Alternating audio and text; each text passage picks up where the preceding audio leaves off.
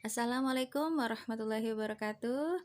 Hai, halo, apa kabar anak-anak kelas 4 Multazam, Musdalifah, dan Raudoh? Ya, semoga kita semua dalam keadaan sehat walafiat. Oke, senang sekali hari ini bertemu kembali dengan Ibu Ai dalam pelajaran tematik. Materi kita hari ini yaitu pemanfaatan sumber daya alam kelas 4, tema 2, subtema 2 dan 3. Ya, jadi hari ini Ibu akan mengulang sedikit tentang subtema 2 dan ditambah dengan subtema 3. Oke, pemanfaatan sumber daya alam.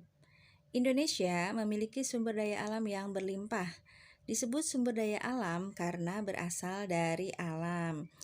Penduduk Indonesia dapat menikmati sumber daya alam tersebut untuk memenuhi kebutuhannya.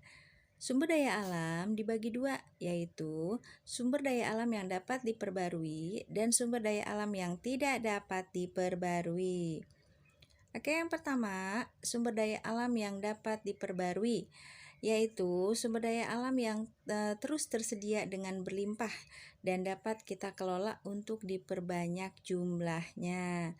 Contohnya tumbuhan, hewan, sinar matahari, angin, dan air ya. Contohnya misalnya di sini ada tumbuhan dan hewan ya, bisa kita perbanyak ya, bisa kita kelola dan diperbanyak jumlahnya. Sedangkan air di sini ada contohnya, di gambar ini ada air dan matahari ini tersedia dengan berlimpah ya. Jadi sumber daya alam yang dapat diperbarui adalah sumber daya alam yang terus tersedia dengan berlimpah dan dapat kita kelola untuk diperbanyak jumlahnya. Oke, yang kedua, sumber daya alam yang tidak dapat diperbarui adalah sumber daya alam yang jumlahnya terbatas dan suatu saat akan habis ya kalau dipergunakan terus-menerus. Oke. Untuk menghasilkannya kembali itu dibutuhkan waktu yang sangat lama.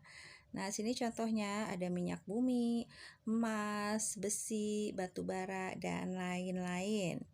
Ya, jadi itu ya sumber daya alam yang tidak dapat diperbarui itu jumlahnya itu terbatas. Jika kita pergunakan terus-menerus suatu saat bisa habis ya. Dan untuk menghasilkannya kembali dibutuhkan waktu yang sangat lama yaitu jutaan tahun ya, bisa jutaan tahun. Oke. Sumber daya alam yang dimiliki oleh Indonesia banyak memberikan manfaat untuk masyarakat dalam memenuhi kebutuhan hidupnya. Ya, di sini ada beberapa contoh ya pemanfaatan sumber daya alam. Yang pertama, pemanfaatan hewan. Di sini ada beberapa contoh pemanfaatan hewan. Misalnya di sini ada hewan ayam. Nah, ayam itu dipelihara oleh manusia ya untuk diambil telur dan dagingnya. Bisa untuk kita konsumsi. Nah, ini contoh pemanfaatan hewan yaitu ayam. Oke, yang selanjutnya ada contoh sapi di sini. Tenaga sapi dimanfaatkan untuk menarik gerobak. Nah, di sini ada contoh pemanfaatan hewan yaitu ayam dan sapi. Oke, selanjutnya pemanfaatan tumbuhan. Nah, tumbuhan ini termasuk sumber daya alam ya. Nah, yang pertama ini contohnya misalnya sayuran. Sayuran itu bisa kita manfaatkan sebagai bahan makanan, minuman, dan obat-obatan. Ya, di sini ada contohnya berbagai jenis sayur.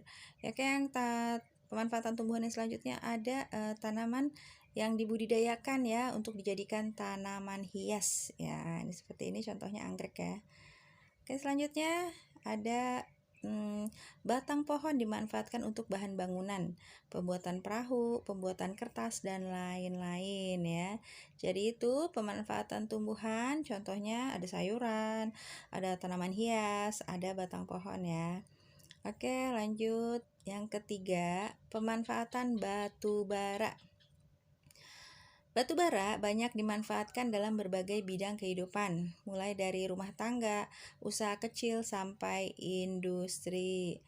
Batu bara terbentuk dari sisa-sisa tumbuhan purba yang mengendap selama berjuta-juta tahun dan mengalami proses pembentukan batu bara.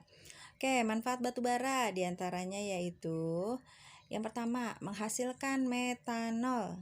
Nah, apa sih metanol? Metanol itu bahan bakar cair untuk menggerakkan mesin di berbagai industri. Yang kedua, batu bara itu untuk bahan bakar kompor briket ya untuk memasak. Oke, yang ketiga, manfaat batu bara itu menghasilkan gas. Bahan bakar gas untuk industri dan pembangkit listrik tenaga gas. Oke. Yang keempat, sebagai bahan bakar untuk pembangkit listrik. Jadi itu beberapa manfaat dari batu bara. Oke, selanjutnya yang keempat, pemanfaatan tanaman jarak. Nah, sini ada gambarnya, yang belum pernah melihat ini tanaman jarak ya. Oke, ada buahnya. Minyak jarak merupakan salah satu sumber energi alternatif biodiesel ya. Biodiesel dapat digunakan untuk menggantikan solar. Nah, biodiesel ini dihasilkan dari minyak yang diperoleh dari biji tanaman jarak. Nah, oke. Salah satu keunggulan tanaman jarak adalah tanaman ini mudah dibudidayakan, sehingga dapat menjamin ketersediaan bahan mentahnya.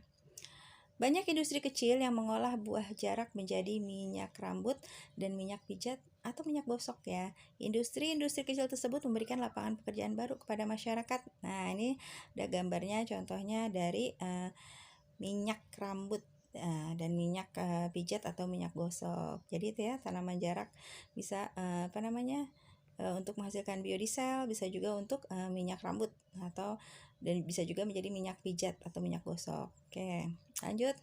Yang kelima, pemanfaatan singkong. Nah, ini dia tanaman singkongnya.